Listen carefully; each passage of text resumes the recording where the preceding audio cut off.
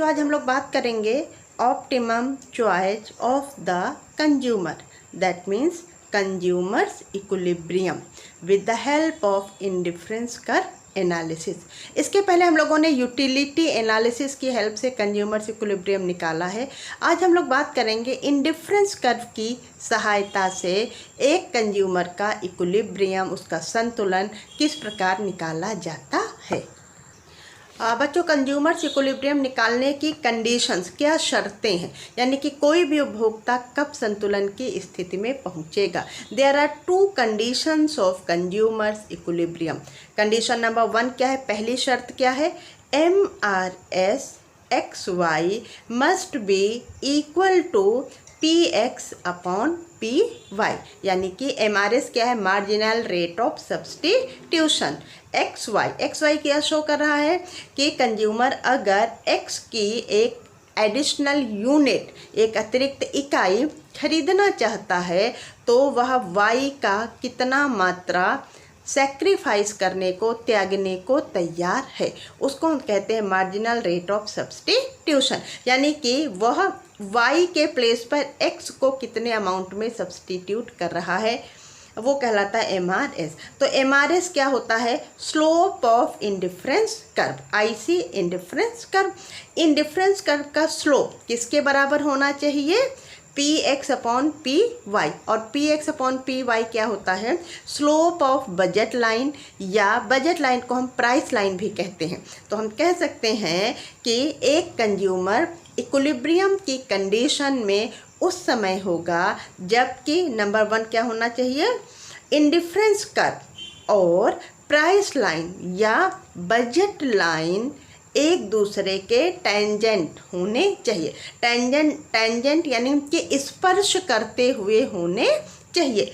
जो हमारा budget line है, जो हमारा इंडिफरेंस कर्व है, वो दोनों एक दूसरे को स्पर्श करें, एक दूसरे को टच करें, उसी को कहते हैं टेंजेंट टू ईच अदर। या दूसरे शब्दों में कह सकते हैं कि slope of indifference curve must be equal to slope of price line और बजट लाइन। फॉर्मूले के रूप में MRS XY equal to PX upon PY। तो ये कंज्यूमर्स इक्विलिब्रियम की फर्स्ट कंडीशन होती है। अब हम बात करते हैं सेकेंड कंडीशन क्या है। सेकेंड कंडीशन होती है कि जिस भी पॉइंट पर इक्विलिब्रियम हो रहा है वहाँ पर हमारा जो इंडिफरेंस कर्व है, it must be convex to the origin at the point of equilibrium. मतलब इक्विलिब्रियम के बिंदु पर हमारा इंडिफरेंस कर्व कैसा होना चाहिए, convex to the origin. Features जब आपने पढ़े थे या विशेषताएं पढ़ी थी इंडिफरेंस कर्व की, तो आपने पढ़ा था कि इंडिफरेंस कर्व जो होता है वो डाउनवर्ड्स होता है और वो कॉन्वेक्स टू द ओरिजिन होता है। और कॉन्वेक्स होने का रीजन आपने पढ़ा था, कॉन्वेक्स क्यों होता है, क्योंकि जो MRS है यानी कि मार्जिनल रेट ऑफ सब्स्टिट्यूशन है, ये कैसी होनी चाहिए, घटती होनी चाहिए। यानी कि 1 एडिशनल X की यूनिट गेन करने के लिए जो आप Y का रेडी टू सेक्रीफाइस है वो लगातार घटना चाहिए। यानी कि अगर आपको पहली एक एडिशनल X चाहिए तो उसके लिए आपने मान लिया 3 Y सेक्रीफाइस की, फिर एक नेक्स्ट X के लिए आप 3 नहीं बल्कि उससे कम यानी कि आप 2 यूनिट से सेक्रीफाइस करोगे। और अगर आप एक और X की एडिशनल परचेज करना चाहते हो तो उस एक एडिशनल के X के लिए आप Y का पहले से कम यानी कि अब आप सिर्फ 1 यूनिट ही सेक्रीफाइस करोगे।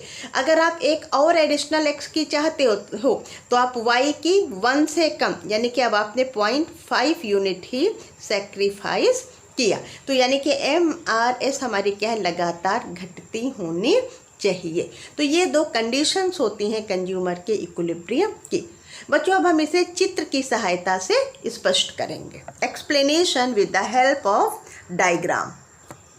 Diagrammatic presentation of consumers equilibrium with the help of indifference curve analysis. OX axis पर गुड X शो की गई है, Y एक्सिस पर हम क्या शो करेंगे, गुड Y वस्तु की यूनिट्स। आप देख सकते हैं ये PQ जो कि एक सीधी लाइन बनाई गई है, ये PQ लाइन हमारी बजट लाइन या प्राइस लाइन है। और इंडिफरेंस कर्व आप देख रहे हैं downward sloping convex to the origin होता है। तो पॉइंट ई एक ऐसा पॉइंट है जहाँ पर इंडिफरेंस कर्व और बजट लाइन एक दूसरे के टेंजेंट हो रही हैं, एक दूसरे को टच कर रही हैं, एक दूसरे को स्पर्श कर रही हैं। इसलिए हमारा कंज्यूमर इस पॉइंट ई पर इक्विलिब्रियम की कंडीशन में होगा, ना इसके पहले और ना इसके बाद।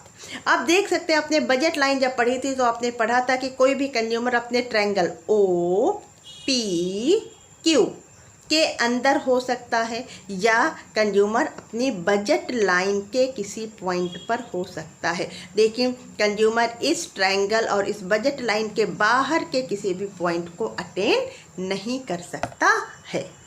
बच्चों इस फिगर में आपको एक इंडिफरेंस मैप दिखाया गया। आप देखिए IC1, IC2, IC3 तीन इंडिफरेंस कर्व एक ही में दिखाए गए हैं। और उसके साथ ही आप देखें A B ये हमारी बजट लाइन या प्राइस लाइन है। अब आप देख सकते हैं कि ये जो हमारी बजट लाइन है ये किन किन पॉइंट्स पर इंडिफरेंस कर्व को टच कर रही है। जहाँ भी टच करेगी वहीं कंज्यूमर इक्विलिब्रियम की कंडीशन में होगा। अब आप देखिए सबसे पहले E1 पॉइंट, E1 पर दोनों कौन से दोनों इंडिफरेंस कर्व और बजट लाइन एक दूसरे को टच कर रहे हैं, स्पर्श कर रहे हैं, काट रहे हैं। तो हमें पॉइंट E1 मिला जहां कंज्यूमर इक्विलिब्रियम में हो सकता है। दूसरा पॉइंट E2 मिला, यहाँ भी IC1 और बजट लाइन एक दूसरे के बराबर हैं, यानी यहाँ भी कंज्यूमर इक्विलिब्रियम में हो सकता है। अब हम देखते हैं कि कंज्यूमर और किस पॉइंट पर इक्विलिब्रियम की कंडीशन में हो सकता है। अगर आप ध्यान से देखें तो आपको पॉइंट ई दिख रहा है।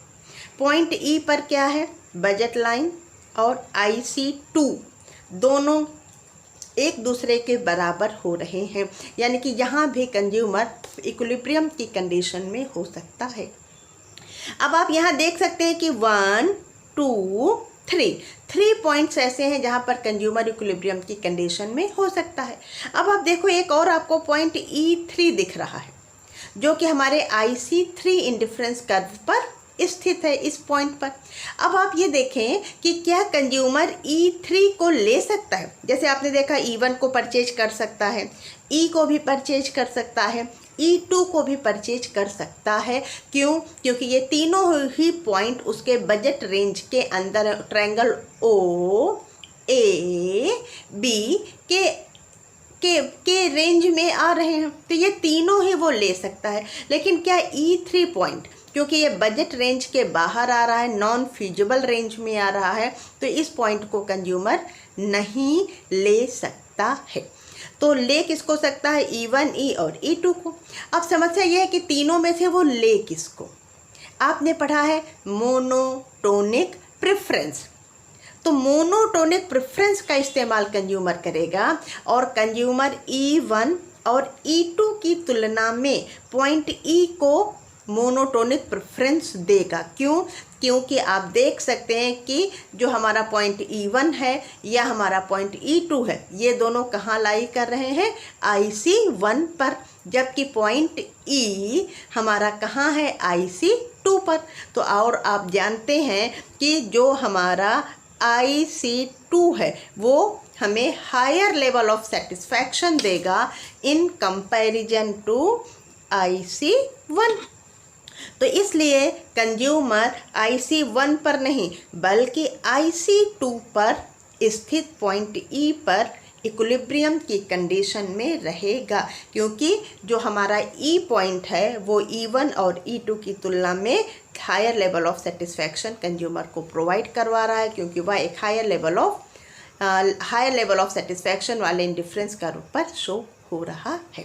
तो इस तरीके से आपने देखा कंज्यूमर अपने इंडिफरेंस मैप और बजट सेट की हेल्प से, बजट लाइन की हेल्प से E पॉइंट पर इक्विलिब्रियम में रहेगा। बच्चों आपके सामने एक और चित्र बना हुआ है, आप इसको ध्यान से देखें। अगर आप ध्यान से देखेंगे तो आपको दिख रहा है कि यहाँ पर एक बजट लाइन बनी हुई है AB और एक इंडिफरेंस कर्व है IC। सी। ये दोनों एक दूसरे को पॉइंट ई पर इंटरसेक्ट कर रहे हैं या एक दूसरे के टेंजेंट हो रहे हैं, तो ई हमारा इक्विलिब्रियम पॉइंट हो गया, जो कि हमने यहाँ पर शो किया है। इस इक्विलिब्रियम ई पर कंज्यूमर एक्स की ओ एक्स अमाउंट और वाई की ओ वाई अमाउंट का कंजम्पशन कर रहा है।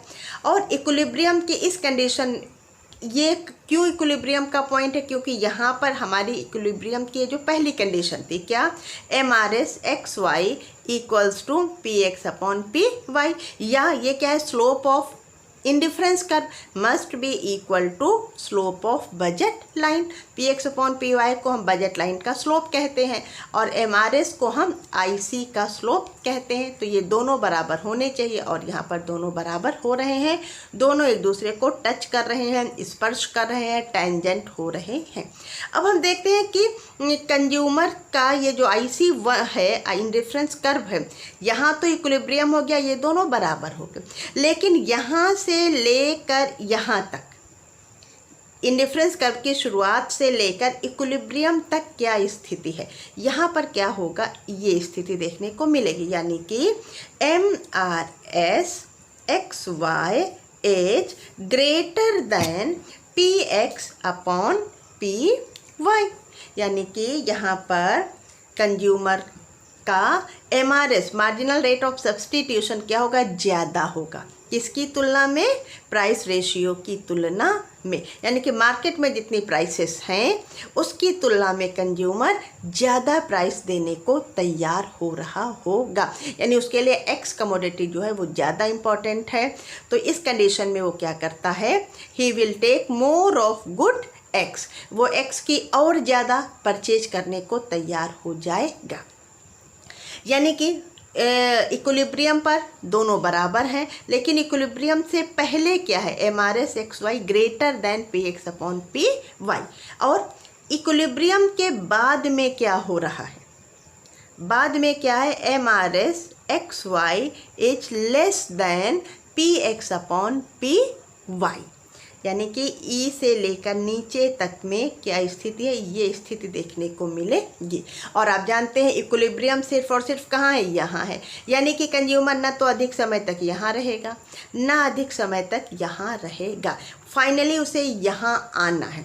तो यहाँ आने के लिए जब वो ऊपर है तो उसे क्या करना पड़ेगा, ऊपर से नीचे की ओर मूवमेंट करना पड़ेगा, यानी कि अगर वो कंज्यूमर इस पॉइंट पर या इस पॉइंट पर या इस पॉइंट पर किसी भी पॉइंट पर है तो वहाँ उसको इक्विलिब्रियम नहीं मिलेगा। इक्विलिब्रियम के लिए उसे नीचे यहाँ पर आना पड़ेगा, वो अपने इंडिफरेंस कर्व के ऊपर से नीचे की ओर या लेफ्ट से राइट की ओर मूवमेंट करेगा, नीचे आएगा। जब आएगा तो उसे एक ऐसा पॉइंट मिलेगा जहाँ पर दोनों एक दूसरे के बराबर हो जाए। आप देख सकते हो कि यहाँ पर आईसी का स्लोप और ये जो हमारे बजट लाइन इसके बीच का गैप बहुत ज़्यादा है, लेकिन जब वो इस पॉइंट से इधर नीचे आता है या यहाँ से यहाँ आता है तो धीरे धीरे दोनों के बीच का गैप कम होता जाता है और धीरे धीरे नीचे आते आते इस पॉइंट पर दोनों का गैप समाप्त हो जाता है और कंज्यूमर इक्विलिब्रियम की कंडीशन में आ जाएगा। यानी कि आप कह सकते हो कि ऊपर से नीचे उसे आना पड़ेगा ताकि इक्विलिब्रियम में पहुँचे। और ऊपर से नीचे आने का मतलब क्या हुआ बेटा, मतलब ये हुआ कि उसे एक्स कमोडिटी के कंजम्पशन को बढ़ाना होगा और वाई के कंजम्पशन को घटाना होगा, फिर इस पॉइंट पर दोनों इक्विलिब्रियम में आ जाएंगे। नीचे की स्थिति में देखते हैं, यहाँ क्या है, M R S X Y less than P X upon P Y है, यहाँ भी कंज्यूमर अधिक समय तक नहीं रहेगा, यहाँ लेस हो गया है यानी कि उसे यहाँ से यहाँ इक्विलिब्रियम में ही आना पड़ेगा। तो इक्विलिब्रियम में आने के लिए देखिए यहाँ क्या है, इस कंडीशन में इन सारे पॉइंट्स पर कंज्यूमर कहीं भी हो सकता है। तो इक्विलिब्रियम पर पहुँचने के लिए उसे क्या करना पड़ेगा, नीचे से चलकर ऊपर ई तक जाना पड़ेगा, और अगर ऊपर था तो उसे ऊपर से चलकर नीचे आना पड़ेगा पॉइंट ई तक, तभी इक्विलिब्रियम होगा। और नीचे से चलकर ऊपर जाने का मतलब क्या हुआ, उसे क्या करना पड़ेगा, किसका घटाना और किसका बढ़ाना पड़ेगा। अब आप देखो, अगर यहाँ है तो यहाँ को आप देखो, यहाँ पर कितनी x की कंज्यूम हो रही है यहाँ से यहाँ तक, और y की कितनी कंज्यूम हो रही है, इधर बना लो आपको पता चल जाएगा, y की यहाँ से यहाँ तक। तो लेकिन उसे करना क्या, नीचे से चढ़कर ऊपर जाना है। अगर वो नीचे इस पॉइंट से इस पॉइंट पर आता है, यहाँ मान लिया हमने, तो यहाँ पर क्या स्थिति है आप देख सकते हो, उसने x का क्या किया, घटाया, और x का जब घटाया उसने, तो उसने y का क्या किया, y का बढ़ा दिया। यानी कि इस कंडीशन से इक्विलिब्रियम पर पहुंचने के लिए उसे क्या करना पड़ेगा, x का कंजम्पशन घटाना पड़ेगा और y का कंजम्पशन बढ़ाना पड़ेगा। आप इसको ध्यान में रखिएगा, इक्विलिब्रियम पर MRS X Y equal to P X upon P Y है। तो इसके पहले क्या होगा, ग्रेटर, कोई भी चीज़ है पहले ग्रेटर है, फिर वो इक्वल हुई और लास्ट में आके लेस हो जाती है।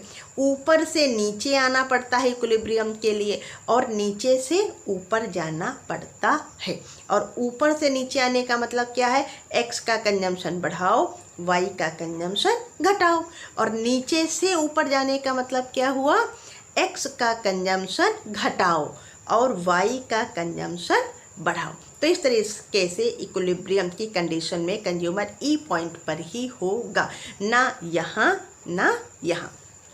बेटा आपसे एग्जाम में पूछा जाता है कि अगर ये कंडीशन हो गई है तो कंज्यूमर को क्या करना चाहिए, तो आप बताओगे उसको एक्स का ज़्यादा लेना चाहिए, ताकि वो नीचे की ओर अपने इंडिफरेंस कर्व के ऊपर पॉइंट से नीचे की ओर आए और इक्विलिब्रियम पर आ जाए।